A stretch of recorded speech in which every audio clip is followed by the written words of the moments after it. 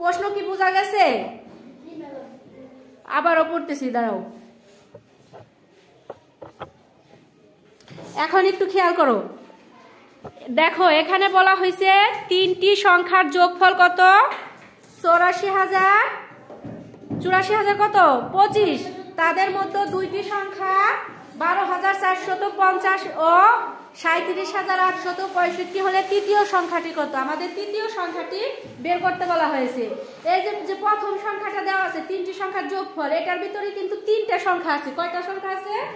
এই 84,025 এর ভিতরে তিনটা সংখ্যা আছে। তার ভিতরে দুইটা সংখ্যা দেওয়া আছে। ওই যে ওই 84,025 যে হয়েছে তার ভিতরে 12,450 বিদ্যমান আছে, 37,865 বিদ্যমান আছে। এই দুইটা সহ আরো একটা সংখ্যা আছে। এই তিনটা সংখ্যা মিলে আমার কত হয়েছে? 84,025। তাহলে তিনটা সংখ্যার ভিতরে তিনটা সংখ্যা তো প্রথমটা, তাই না? দুইটা সংখ্যা, তিনটার ভিতরে দুইটা সংখ্যা দেওয়া আছে, তাহলে কি আমরা তৃতীয় সংখ্যাটি বের করতে পারবো না? অবশ্যই পারবো। কি করতে হবে? প্রথমে আগে কি করতে হবে? দুইটা সংখ্যা যোগ করতে হবে। দুইটা সংখ্যা কি করতে হবে? ওই যে 12,450 ও 37,865 কে কি করতে হবে? যোগ করতে হবে। এই দুইটা সংখ্যাকে আমরা একটা সংখ্যায় রূপান্তর করব। দুইটা সংখ্যাকে প্রথমে কি করব? একটা সংখ্যায় রূপান্তর করব।